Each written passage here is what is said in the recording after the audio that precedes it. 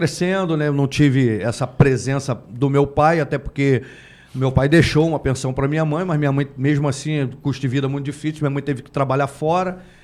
E eu tenho um irmão que é menor do que eu, no caso, um ano mais novo que eu, e a gente acabou ficando mais sozinho do que com a minha mãe, né? Minha mãe trabalhava muito fora para nos sustentar.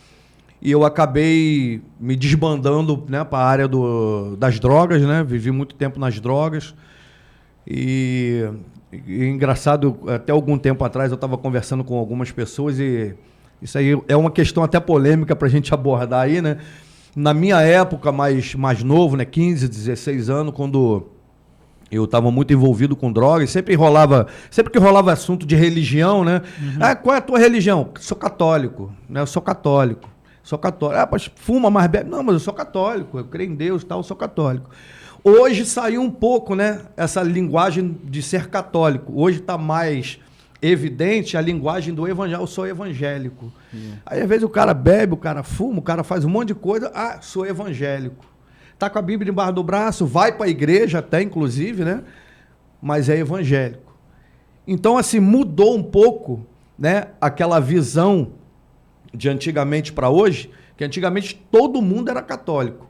Hoje todo mundo é evangélico, independente do que faça, né? Todo mundo hoje gosta de ouvir um louvor, todo mundo hoje gosta de ir na igreja ouvir uma palavra, assistir um culto, mesmo que não seja frequente, seja de vez em quando. E quando você pergunta hoje uma pessoa qual é a sua religião, geralmente a pessoa fala, eu sou evangélico, né? Então, assim, só para fazer essa comparação, né? E na minha época, a minha linguagem era essa, até porque eu nasci no berço evangélico, né? Então eu tive esse período da minha vida envolvido aí com droga, né? Com muita coisa errada que envolve também a questão das drogas. E com 25 para 26 anos eu acabei conhecendo Jesus, né? De verdade, né? E a minha conversão assim, foi algo interessante porque eu tinha um amigo, né? Que ele também viveu nas drogas e tal, se converteu, né?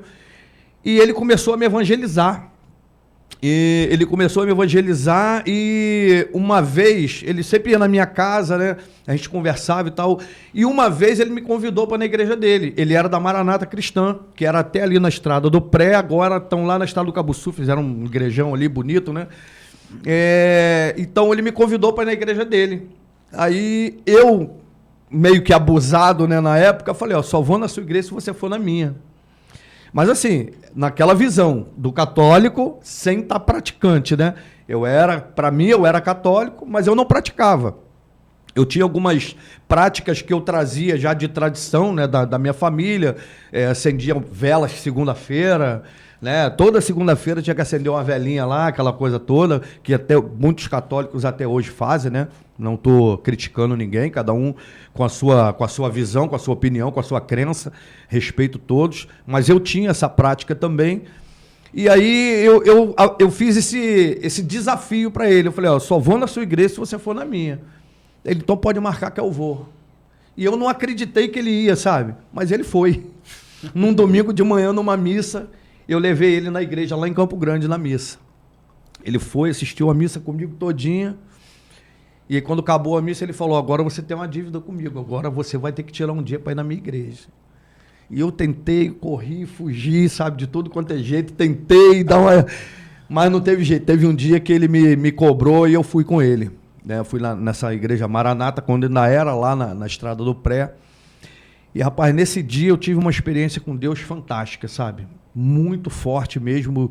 Eu tremia dos pés à cabeça. Eu já tinha tido uma experiência uma vez numa igreja metodista, quando eu fui, através de um convite de um amigo meu, aí vocês vão entender um pouquinho do que eu estava falando, a questão do evangélico e do católico. Esse rapaz, ele tinha uma Bíblia e ele levava um baseado dentro da Bíblia. Ele ia para a igreja com um baseado dentro da Bíblia. E uma vez eu fui com ele numa igreja metodista lá em Mesquita. Fui com ele numa igreja metodista em Mesquita e ele com baseado dentro da Bíblia. Sabe, a gente fumou antes de ir para a igreja. Quando nós estávamos na estação do Benjamin do Monte, para pegar o trem, que a gente ia de trem, né? Rapaz, aconteceu algo assim que até hoje eu não consigo explicar. E as palavras dele para mim foi que eu voei, como se eu tivesse voado e alguma coisa me jogou para trás. O que eu só me lembro é que o trem estava vindo, depois eu não lembro de mais nada. Segundo ele me falou, é como se alguma força tivesse me jogado para cima do trem e ao mesmo tempo uma outra força me empurrado para trás.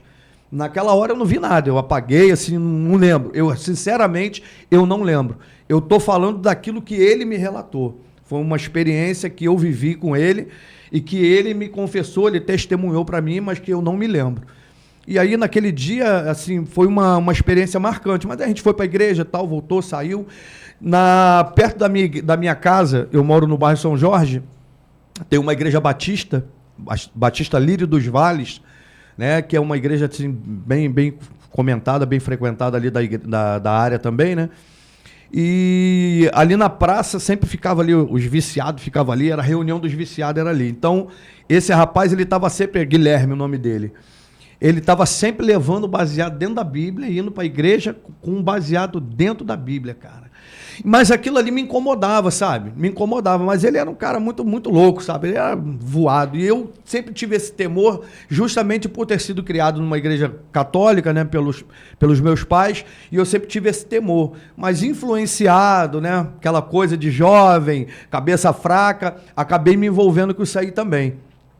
E aí tive esse período da minha vida que eu vivi muito em função de droga, essas coisas todas, mas tive essas duas experiências muito fortes. Nesse dia que eu fui com esse rapaz, com o Guilherme, né, na Igreja Metodista de Mesquita, e nesse dia na Igreja Maranata, quando o meu amigo Euclides, né, que já dorme no Senhor, ele me convidou para ir lá e eu tive essa experiência com Deus, né? E aí depois disso eu continuei na minha vida de droga ainda, só que Deus já foi trabalhando na minha vida, né? Deus foi trabalhando no meu coração e um dia o Espírito Santo tocou no meu coração, lembro até hoje, foi numa segunda-feira, e eu tenho um amigo também que hoje ele não está muito firme na igreja, né? Mas já está com uma certa idade, ele era pastor na época, e ele estava varrendo o quintal da casa dele ali, a rua, né? A calçada. E eu saí da minha casa, sabe? Eu tinha passado o final de semana, sexta, sábado e domingo, cheirando, fumando, envolvido com drogas a semana inteira, virado. Nessa segunda-feira eu estava desgastado, já não estava aguentando mais aquela situação e cheguei, passei e fui lá na casa dele. Quando eu cheguei lá, ele estava varrendo a calçada. Falei, Carlinhos, poxa, eu preciso ir na igreja hoje, cara. Quero ir na igreja. Me leva na tua igreja. Ele falou, cara, hoje não tem culto na minha igreja. Era uma segunda-feira. Mas o meu pastor mora do lado da igreja. Eu vou te levar lá na casa dele. Aí ele me levou na casa do pastor. O pastor abriu a igreja, sentou comigo dentro da igreja, começou a conversar comigo. Lá ele fez o apelo e eu aceitei Jesus. Sozinho, eu, o pastor e esse meu amigo na igreja, mais ninguém. Meu Deus. Aí no dia de culto, eu fui lá e ele me chamou lá na frente para fazer a confissão pública, né? O nosso irmão Marcelo esteve aqui conversando e tal, aceitou Jesus, hoje ele está vindo aqui para fazer a confissão diante da igreja. Aí fui lá na frente, fiz a confissão diante da igreja, de lá para cá, nunca mais eu deixei Jesus, pela sua graça e misericórdia. Que aula.